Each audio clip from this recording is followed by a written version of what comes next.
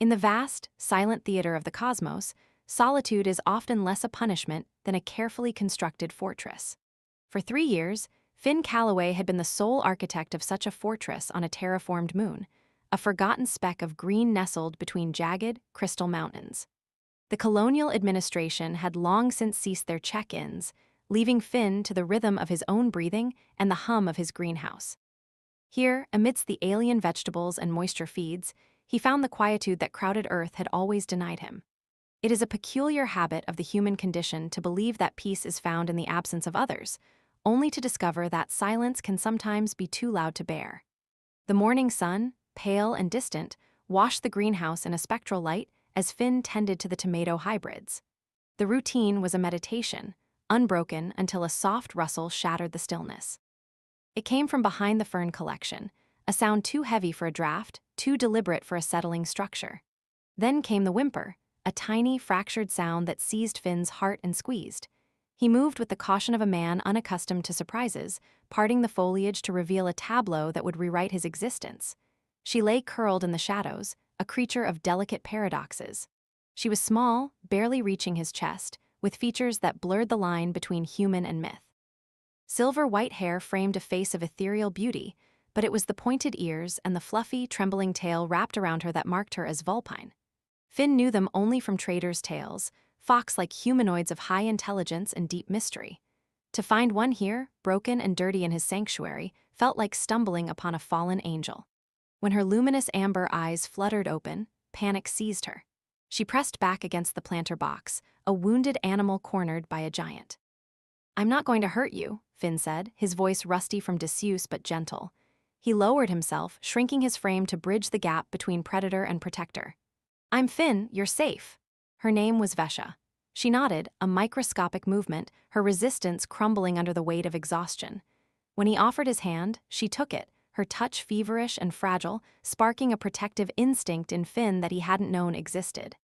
He guided her to his cabin, a simple wooden structure attached to the glass walls of the greenhouse. It was a functional space, devoid of luxury, yet as he settled her onto the couch and draped a blanket over her shoulders, it suddenly felt insufficient. He fed her broth and bread, watching as the desperate hunger of survival overtook her fear. A soft sound, akin to a purr, vibrated in her throat as the warmth hit her stomach, a sound so unguarded it made Finn look away, feeling like an intruder on a private moment of grace. She spoke of a research expedition, a crash in the mountains 3 days prior, and a solitary trek through the wilderness. She was the only one left, or so she thought. As she drifted into sleep, watching him with heavy, curious eyes, Finn told himself this was merely compassion. But the universe has a way of laughing at our denials. The turning point came with the morning sun. Vesha woke to the aroma of sweet batter and the sound of domesticity, but her senses were not her own. The crash, the stress, the proximity to a gentle male, it had triggered a biological landslide.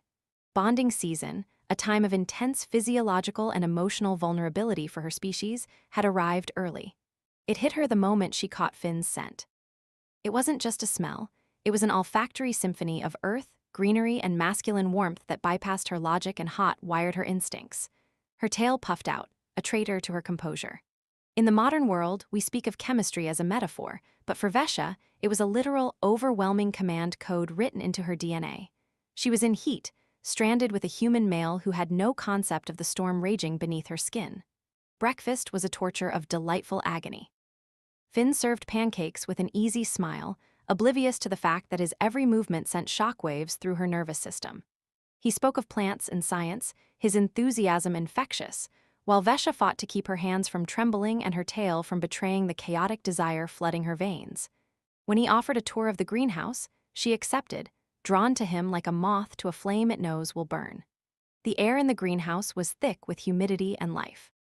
As Finn reached past her to adjust a vine, his arm brushed her ear. The contact was electric, sharp, and immediate. A whimper escaped her before she could swallow it. Finn froze, apologizing for startling her, his concern palpable. "Is there something you're not telling me?" he asked, his eyes searching hers with a sincerity that nearly undid her. She wanted to confess.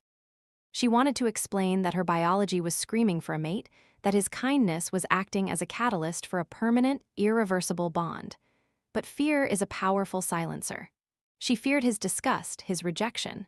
So, like so many of us do when faced with the terrifying prospect of vulnerability, she lied. She blamed the trauma of the crash, the adjustment to the climate. Finn, kind and trusting, accepted her deflection, offering her time and space, the two things that were actually making her condition worse. 3 days blurred into a haze of longing and restraint. Each morning, Vesha resolved to demand he contact rescue services. Each evening, she found a reason to stay. The bond was deepening, knitting her soul to his in the quiet moments, the sharing of chores, the brush of fingers over a towel, the shared silence of the evening.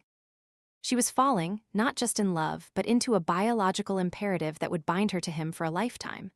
On the 4th morning, the sky wept rain, matching the turmoil in Vesha's heart. Finn found her by the window, tea in hand, and the charade finally crumbled. He asked her, gently but firmly, what was wrong. The weight of the lie had become too heavy to carry. "I am bonding to you," she whispered, the truth spilling out like blood from a wound. She explained the season, the biological trigger, the permanence of the connection forming in her chest. She told him she had tried to fight it, tried to protect him from a commitment he hadn't chosen. "It is happening whether I want it or not. I am sorry." She braced for the anger, for the look of a man who feels trapped. Silence stretched between them, thick and suffocating. Then Finn set down his cup. He didn't run. He didn't recoil. He took her hand, his grip steady against her trembling. "I'm not blind, Vesha," he said softly. "I saw the signs, I just wanted you to trust me enough to say it." "You're not angry?" she asked, tears spilling over. "I'm trapping you." "No," Finn replied, stepping into her space, his hand rising to cup her cheek. "You gave me the truth, that's a choice."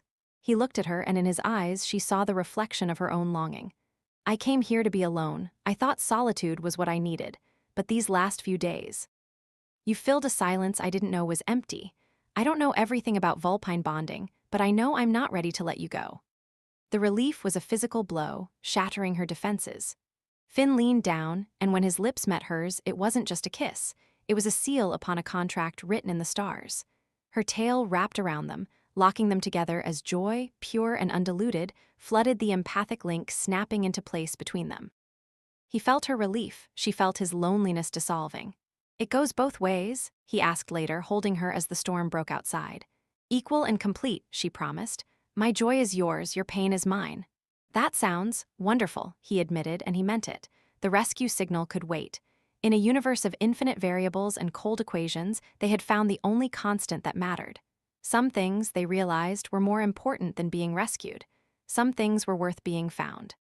Outside, the clouds parted, leaving the research station bathed in new light, no longer a fortress of solitude, but a home.